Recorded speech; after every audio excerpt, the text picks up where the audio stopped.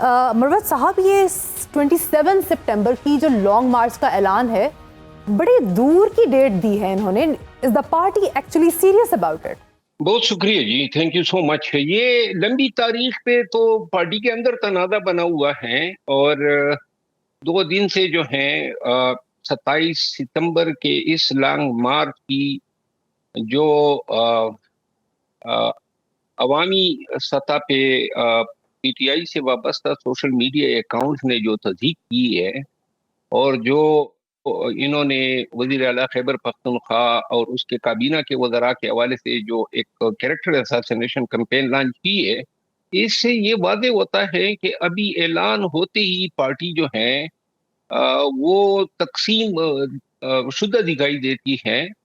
اور آپ نے دیکھا اتنا بڑا اعلان اور اتنی اہم نوعیت کا فیصلہ جو ہے وہ لگتا یہ ہے کہ سہیل افریدی صاحب نے خود لیا ہے، اور پارٹی نے جو ہے کنارہ کشی اختیار کی، کیونکہ یہ اعلان جو ہے وہ پارٹی کو کرنا چاہیے تھا.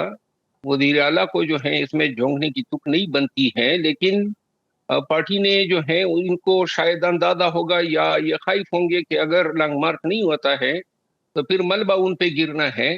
اور سہیل افریدی صاحب جو ہیں یہ شاید اخذ کر رہے تھے کہ عوام یا جو پی ٹی آئی ورکرز ہیں وہ ان سے یہ تقاضا کر رہے ہیں یا چاہتے ہیں. شارٹلی میں یہ سمجھتا ہوں کہ پارٹی کی تیاری نہیں تھی، نہ ہے. اتنی بڑی تحریک کی اناؤنسمنٹ، سب سے پہلا کام جو ہونا چاہیے تھا یہ اشتراک رائے سے یہ فیصلہ ہونا چاہیے تھا. اس پہ تمام کمپوننٹس، تمام پارٹنر جتنے بھی ہیں، چاہے تحریک آئین تحفظ پاکستان ہے یا کسی اور پارٹی سے آپ نے کوئی بات کرنی ہے، جس طرح بھی یہ کہہ رہے ہیں کہ جے یو آئی سے بات کریں گے، وہ آپ نے اعتماد میں نہیں لیے، نہ خبر دی، اور آپ نے یہ فیصلہ کر دیا. اب یہ جو 27 ستمبر ہیں، اس کے ساتھ ہی انہوں نے اس اعلان کو بھی مشروط بنایا ہوا ہے کہ اگر یہ خان کو رسائی دیتے ہیں، میڈیکل فیسیلیٹی دیتے ہیں، تو شاید یہ احتجاج نہ ہو. تو جب یہ مشروط ہو گیا تو اس کے لیے مومنٹم پیدا کرنا بڑا مشکل ہوگا. ساتھ میں پی ٹی آئی کی سوشل میڈیا نے جس انداز سے اس اعلان پہ اس کے اغراض و مقاصد اور سہیل افریدی صاحب پہ جس طریقے سے اٹیک کیا ہے، تو اس لانگ مارچ کے لیے اندازہ یہ ہو رہا ہے کہ کوئی مومنٹم گین کرنا بڑا مشکل ہوگا. میں قبل بھی یہ کہہ چکا ہوں کہ مجھے یہ لانگ مارچ ہوتا ہوا نظر نہیں آ رہا ہے، کیونکہ نہ تو تنظیم جو ہے پارٹی میں فی الوقت نظر آ رہی ہے، نہ کوئی اتحاد ہے. پھر اس کے ساتھ جو وابستہ ایلیمنٹس ہیں، فیکشنز ڈیولپ ہو رہی ہیں پی ٹی آئی میں. Sir, there are lot of people, lot of political parties جو کہ ایک آلیو برانچ ایکسٹینڈ کر رہی ہیں پی ٹی آئی کی طرف. آپ کیا دیکھ رہے ہیں، کن اپوزیشن پارٹیز کے ساتھ پی ٹی آئی ہاتھ ملائے گی؟ دیکھیے، ضرورت تو پی ٹی آئی کو ہے، اور کسی بھی پارٹی نے بہت برے دور میں بھی پاکستان تحریک انصاف سے کوئی ہمدردی نہ جتائی نہ دکھائی. لہذا اس دور میں یہ ایزیوم کرنا کہ کوئی بھی سیاسی پارٹی جو ہے وہ پی ٹی آئی کی مدد کے لیے آگے آئے گی، میں نہیں سمجھتا ہوں کہ کوئی بھی پارٹی اسٹیبلشمنٹ کو ناراض کرنے یا فار دیٹ میٹر حکومت وقت کو ناراض کرنے یا اپنے لیے مصیبت مول لینے کا فریضہ انجام دے گی. سر، پی پی پی نے لیکن ایکسٹینڈ کی تو ہے، بلاول بھٹو صاحب نے ایکسٹینڈ کی تو ہے آلیو برانچ، انہوں نے ہاتھ تو بڑھایا ہے پی ٹی آئی کی طرف. میرا خیال ہے یہ زبانی بیان ہے. بلاول بھٹو صاحب جو ہیں وہ اسی سفر کا حصہ رہیں گے. جو ترمیمات آ رہی ہے 28ویں آئینی ترمیم کی شکل میں، اس میں بھی میں ان کا پازیٹیو رول دیکھ رہا ہوں، اور مولانا صاحب بھی مجھے انہی کے امروکاب نظر آ رہے ہیں. سر، یہ جو نئے صوبے اور انتظامی یونٹس کی بحث ہے، اس کے پیچھے کیا ریزن ہے؟ کیا یہ کسی چیز سے حکومت کی توجہ ڈسٹریکٹ کرنے کے لیے کر رہے ہیں؟ آنیسٹلی یہ جو اسکیم ہے یہ اس سلسلے کا حصہ ہے جس کے تحت ابتدائی طور پہ 26ویں آئینی ترمیم اور پھر بعد ازاں 27ویں آئینی ترمیم جو ہے متعارف کرائی گئی، اور ان امینڈمنٹس کو آئین کا حصہ بنایا گیا. یہ واضح ہو چکا تھا 26ویں آئینی ترمیم کے ساتھ ہی کہ نیکسٹ سٹیپ جو ہوگا وہ پریزیڈنشل فارم آف گورنمنٹ کی طرف جائے قدم لیا جائے گا. Okay.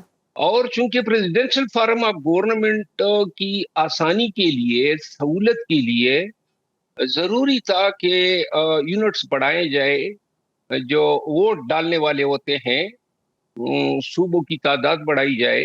Okay. اور یہ ضروری بھی تھا اور کنڈیشن پریسیڈنٹ تھی صدارتی طرز حکومت کے لیے.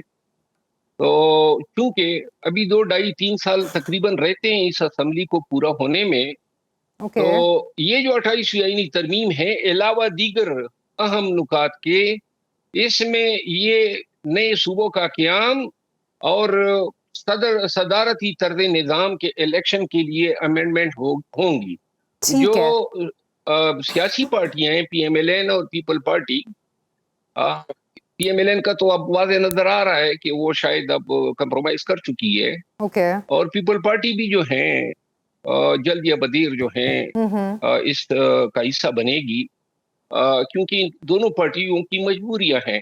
جو ابھی ان کے پاس اقتدار ہیں، حکومت ہیں، اور جو ان کی تعداد اتنی پارلیمانوں میں بڑی ہے، اس کے پیچھے جو احسان کرنے والے ہیں ان کو بھی کوئی صلہ تو دینا ہی ہوگا.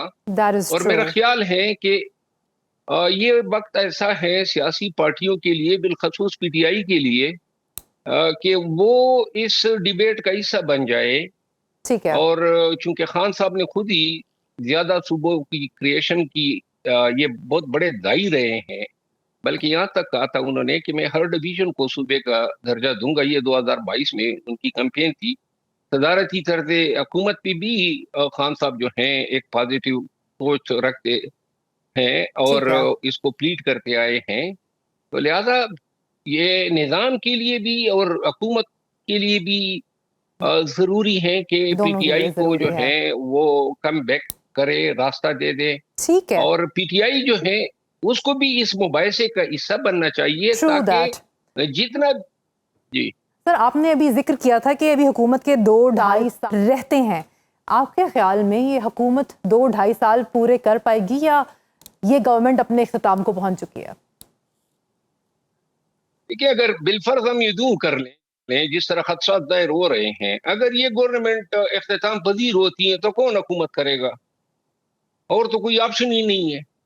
اگر کوئی آپشن ہوتا، پی ٹی آئی آپشن نہیں ہو سکتی ہے، نہ پی ٹی آئی جو ہیں حکومت میں اس طرح آ سکتی ہے. ایک نیشنل گورنمنٹ یا نیشنل ڈائیلاگ کے نتیجے میں تو شاید ممکن ہو. تو لہذا حکومت کو اگر کوئی گراتا ہے، اٹھاتا ہے، تو کوئی دوسرا آپشن ہے ہی نہیں. اس سے بہتر طریقے سے اس نظام کو نہیں چلایا جا سکتا جس طریقے سے چلایا جا رہا ہے. تو لہذا یہ ان اسمبلیوں کی میعاد تو مجھے مکمل ہوتی ہوئی نظر آ رہی ہے. اور اگر یہ آئینی ترمیم ہو جاتی ہے تو پھر تو لازماً یہ گارڈ ہوگا کہ جی یہ اس پہ یوں ہی اسی طرح عمل درآمد کیا جائے، تاکہ اس کے جو فوائد ہیں وہ آئندہ کے الیکشن سے حاصل کیے جاتے.